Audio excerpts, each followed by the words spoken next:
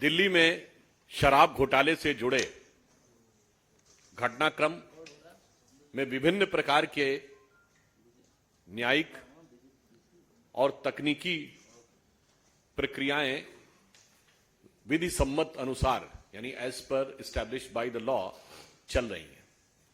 परंतु यहां पर यह विषय, हम जिस विषय को लेकर आपके समक्ष आए हैं, यह विषय मात्र किसी भ्रष्टाचार या घोटाले का नहीं है। यह विषय उससे कहीं अधिक गंभीर और महत्वपूर्ण है। वह महत्वपूर्ण यह है कि यह एक ऐसी पार्टी जो दावा करती थी कि वो भारत की राजनीति में एक नई राजनीति लेकर आएगी, उसने आज यह परिस्थितियां उत्पन्न की कि अपने राजनैतिक भ्रष्टाचार करने के लिए दिल्ली की पूरी एक पीढ़ी और युवाओं को शराब के नशे में डुबोने से भी गुरेज नहीं किया। यह तथाकथित नई राजनीति के प्रणेताओं का जो कार्यक्रम रहा दिल्ली में, वो क्या रहा कि शराब की दुकानों में कमीशन बढ़ा, सरकार का राजस्व घटा, ठेके बढ़ा दिए गए, पीने की उम्र घटा दी गई, आबादी के क्षेत्रों में, आवासीय क्षेत्रों में दुकानें बढ़ा दी गई, ड्राई डे कम कर दिए गए। इतना ही नहीं, एक बोतल के साथ एक बोतल फ्री कर दी गई और स्कूलों के पास भी शराब की दुकानें खोलने में इनको कोई गुरेज नहीं हुआ। आप सोचिए कितनी खतरनाक बात है कि आप एक तरफ शराब की आयु कम करने की प्रक्रिया कर रहे हैं और दूसरी तरफ स्कूलों के पास और आवासीय क्षेत्रों के निकट आप ये बैठा रहे हैं, नई प्राइवेट दुकानें खोल रहे हैं। इसका बहुत साफ मीनिंग ये हुआ कि आपको इससे कोई मतलब नहीं था कि दिल्ली के युवा, दिल्ली की भावी पीढ़ी किसी भी प्रकार से, और one by get one free, ऐसा आपने उदाहरण कहीं देखा होगा? मेरे विचार से किसी सरकार के द्वारा आपको अपनी स्मृति में दो चीजें नहीं होंगी कि कोई सरकार यह दावा करे कि एक बोतल लीजिए, अब वो क्वार्टर था या अध्या था वो तो उन लोगों को पता होगा, एक बोतल दूसरी फ्री मिल जाएगी, ऐसा आपको उदाहरण नहीं पता होगा। और दूसरा ऐसा कोई उदाहरण नहीं पता होगा कि शिक्षा मंत्री ही शराब मंत्री हो। मेरे विचार से आप सभी लोग काफी राजनीतिक दृष्टि से जागरूक हैं, अनुसंधान करके यदि ऐसा उदाहरण मिले तो लाके बताइएगा। ये नई राजनीति थी।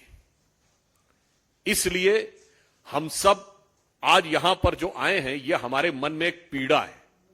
वो पीड़ा ये है कि ये किसी पार्टी का या किसी नेता का या किसी सरकार का सिर्फ सरकार के पद का दुरुपयोग करके पैसे कमाने का मामला नहीं है भ्रष्टाचार का। ये पैसे कमाने के लिए दिल्ली की युवा पीढ़ी के भविष्य के साथ एक खतरनाक खेल करने का विषय है। इसलिए इस विषय पर भारतीय जनता पार्टी बहुत वेदना के साथ और संवेदना के साथ, विद पेन एंड सेंसिटिविटी, हमने यह निर्णय लिया है कि इस विषय पे दिल्ली की जनता को जागरूक करने के लिए और किस प्रकार का षड्यंत्र रचा जा रहा था दिल्ली की युवा पीढ़ी को नशे की लत तक जाकर उनका राजनीतिक हित, यानी उसके दम पर भी अपने पैसे बनाने के लिए, उसको लेकर एक जागरूकता अभियान चलाएगी पार्टी, जिसमें कि यह भी होगा कि किस प्रकार से जो युवा पीढ़ी है वो इस षड्यंत्र को समझे और हमारे नागरिक भी इसको समझें कि हमारे लिए ये मुद्दा केवल एक भ्रष्टाचार नहीं है, हमारे लिए ये मुद्दा दिल्ली की युवा पीढ़ी के भविष्य के साथ खिलवाड़ का है। इसलिए हम इस विषय के ऊपर सजग भी हैं, सतर्क भी हैं और भावुक भी हैं। इसे मैं, और वो कितना खतरनाक खेल है, आप सबको वो शायद मशहूर पंक्ति याद होगी जो शराब के लिए कही जाती है कि हजारों घर हैं डूबे बोतलों के बंद पानी में, जो इनमें जाके डूबे वो न उबरे जिंदगानी में। मगर याद रखिए, हम दिल्ली की तरुणाई को, दिल्ली की जनता को इसमें डूबने नहीं देंगे। और ये वो लोग जिन्होंने जाके, शराब के आरोपियों ने महात्मा गांधी की समाधि पे जाके नाटक किया था, जिनका कि जन्मदिन पूरे भारत में ड्राई डे होता है, वैसे जन्मदिन के दिन नहीं गए थे, ये भी ध्यान रखिएगा। तो आप समझिए, इन्होंने दिल्ली में जो दारू का दरिया बहाने का काम किया है, हम कृत संकल्प हैं कि हम दिल्ली की जनता को और विशेषकर युवाओं को उसमें नहीं डूबने देंगे और उसे निकालकर एक उज्जवल भविष्य की तरफ ले जाएंगे। दुख की बात यह है कि ये तथाकथित नई राजनीति वाले ऐसा, जो मैंने आपको 2-3 उदाहरण दिए, एक के बदले एक देना, 100% सरकारी दुकानें करना, कमीशन बढ़ाना, उसके बाद कहते हैं कि हमने कुछ नहीं किया है। हमने थोड़ी किया है, तो किसी और ने किया है। तो पुराना गीत याद है ना, मुझे दुनिया वालों शराबी न समझो, पीता नहीं हूं पिलाई गई है।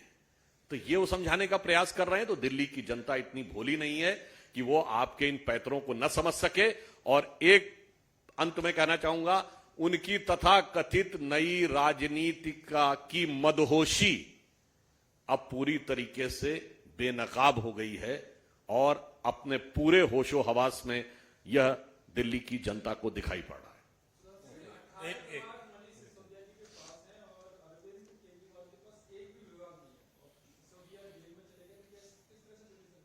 वैसे तो ऐसी भी मीडिया में न्यूज थी, उनके पास इस जितने विभाग हैं, शायद इससे अधिक संख्या में फोन ऑन भी थे, उससे अधिक संख्या में सिम कार्ड्स भी थे। तो अब जैसे वो चल रहे थे, मेरे विचार से अरविंद केजरीवाल जी तो बहुत सक्षम हैं। उनके तो पहले भी एक मंत्री जेल से, जेलवे से, या यूं कहें जलवे से, ये आप प्रोनाउंसिएशन से तय कर लीजिएगा, राज कर रहे हैं। तो वो एक नई राजनीति उन्होंने दिखाई है। तो कुछ ना कुछ नया रास्ता निकालेंगे कि अपराध, आरोप और जेल से रह के भी कैसे भी सरकार चलेगी। तो नई राजनीति के प्रवर्तक है ना। पर ये वो हैं, याद करिए, ज्यादा पुरानी बात नहीं है, 10 साल पुरानी बात। आरोप लगते इस्तीफा देना चाहिए, जांच बाद में होनी चाहिए। वो आज पूछताछ के बाद कहते हैं जांच में कहां मिला, जांच के बाद कहते हैं गिरफ्तार कर लो।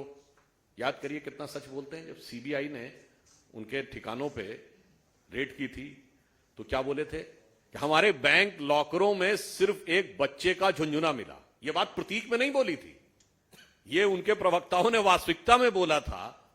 तो ये बताइए, हम एक तर्कसंगत ढंग से कह रहे हैं, क्या कोई व्यक्ति अपने लॉकर में बच्चे का झुंझुना रखता है? यानी ये साफ दर्शा रहा है कि इनकी पूरी की पूरी मंशा बिल्कुल गलत थी। और इसलिए नैतिकता के इस स्वघोषित अलंबरदार की यह सबसे बड़ी परीक्षा है।